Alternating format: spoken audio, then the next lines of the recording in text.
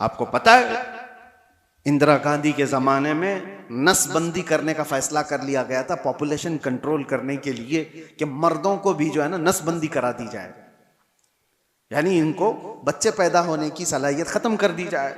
लेकिन इसमें मेन मसला आता था तो मुसलमानों का। मुसलमानों क्या हराम है, नहीं मानेंगे तो क्या किया जाए? मुसलमान मानेंगे तो किसी हुकूमत की थोड़ी ना मानेंगे। यहां जितने भी डॉक्टर इनको बता दें ये फायदे है वो फायदे तो भी नहीं मानेंगे। एक बड़ा तबका है जो अपने दीन पर कायम है और दीन को मनवाने के लिए तो उलमा चाहिए। तो ये सीधे मदरसे गए, बड़े बड़े मदरसों में, और फतवा लिया। वहां से फतवा लिया बड़े बड़े मदरसों से कि हाँ हुकूमत वक्त के हालात के एतबार से जायज है, बंद करा सकता है आदमी। कई उलमा फतवा दे चुके, लेकिन उसके बाद भी हिंदुस्तान पर असर नहीं हो रहा था, क्योंकि हुकूमत ने देखा था कि इनके ऊपर ज्यादा असर बरेली का है। तो बरेली पहुंचे, लेकिन बरेली में कोई ऐरा गैरा नहीं बैठा था, आला हजरत का शहजादा बैठा हुआ था, हुजूर मुफ्ती आजम हिंद रदी अल्लाह तआला अन्हु, जो मुत्तकी परहेजगार आलिम दीन, मुत्तकी बनकर दिखाए। इस जमाने में कोई एक मेरे मुफ्ती आजम का तकवा छोड़कर। मेरे अजीजों, उनके पास जब ये सवाल गया तो आपने जो जवाब दिया वो मौजूद है।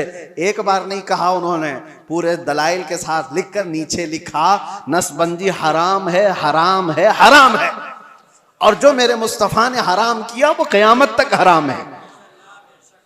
अब ये निकला, हुकूमत को पता चला कि एक मौलवी से पूरा मसला खराब हो सकता है, क्या किया जाए? छपने से बंद कर दिया जाए। लेकिन जो चीज अल्लाह पहुंचाना चाहता है वो किसी के बंद करने से कभी नहीं रुकता, कभी नहीं रुकता। प्रेस को जला दिया गया था बरेली शरीफ में, जिस जगह से ये फतवा शाया हुआ, प्रिंटिंग प्रेस, प्रेस जला दिया गया। प्रेस के मालिकान को कब्जे में लिया गया, गिरफ्तार किया गया, और जो दीवारों पे जाकर फतवा चिपका रहे पुलिस पकड़ पकड़ कर ले जा रही है। कहां रुकने वाली चीज कहां है? पूरे हिंदुस्तान में आग की तरह बात फैल गई कि आला हजरत के शहजादे ने फतवा दिया है कि नसबंदी हराम है। सब मिलकर के एक तरफा ऐलान किए, हम हुकूमत के इस फैसले को नहीं मानते, ये हमारे दीन का हिस्सा है। थोड़े दिन हुआ, मुसलमानों को तकलीफें आई, उलमा गिरफ्तार हुए, लेकिन चंद ही दिनों के बाद खबर आई कि लेडी तख्त से उतर गई, हुकूमत ही गिर गई।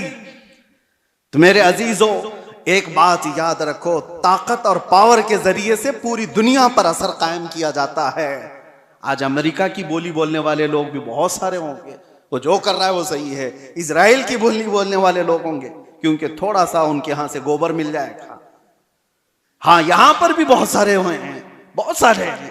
ये जो कर रहे हैं, मस्जिदें तोड़े, खानकाहें तोड़े, माबदें तोड़े, इससे कोई बात नहीं।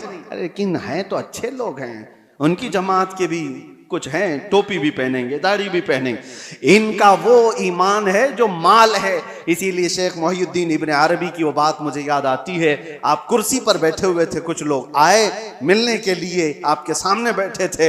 आपने बयान करते करते अचानक कहा, तुम्हारा खुदा मेरे पैरों के नीचे रहता है। लोगों से इतना कहा तो लोग भड़क गए।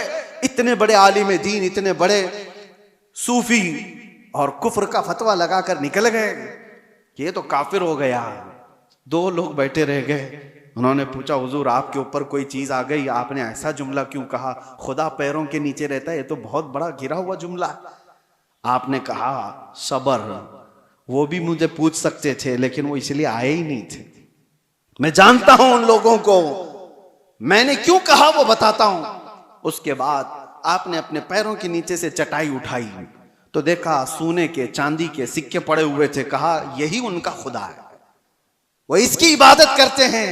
मैंने ये नहीं कहा कि मेरा खुदा पैरों के नीचे है, मैंने कहा तुम्हारा खुदा मेरे पैरों के नीचे।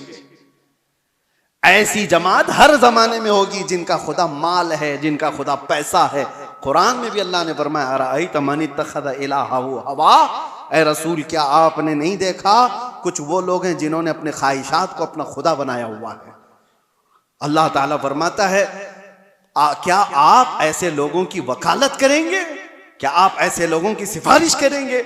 ये वो लोग हैं, अल्लाह फरमाता है, इनहुम इल्ला कल अनआम बल हुम अदल, ये तो जानवरों से भी ज्यादा गुमराह लोग हैं। अल्लाह फरमाता है जानवरों से भी ज्यादा गुमराह हैं। बस मुझे फिक्र है, इसलिए मैंने ये सारी बातें की कि अल्लाह हमारे ईमान की हिफाजत करे।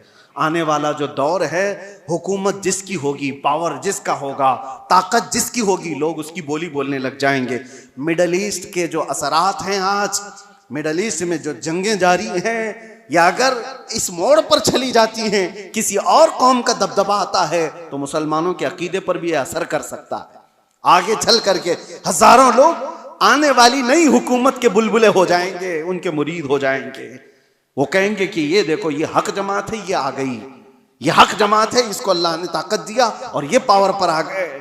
मेरे अजीजों, ये सारी चीजें कौन आता है कौन जाता है, इससे सरोकार नहीं। एक बात ये देखो, मेरे नबी का अगर गुलाम है तो चटाई पर बैठा भी हो तो मेरा इमाम है, और नहीं है तो उससे मेरा कोई ताल्लुक नहीं।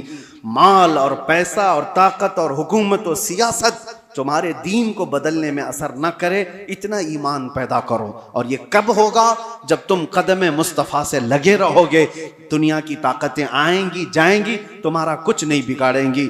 इसीलिए आला हज़रत फाजिल बरेलवी के इस बात पर अमल करके जाओ, इंशाअल्लाह हर जमाने में महफूज रहोगे। उन्हें जाना, उन्हें माना, ना रखा गैर से काम, लिल्लाहिल हम्द में दुनिया से मुसलमान गया।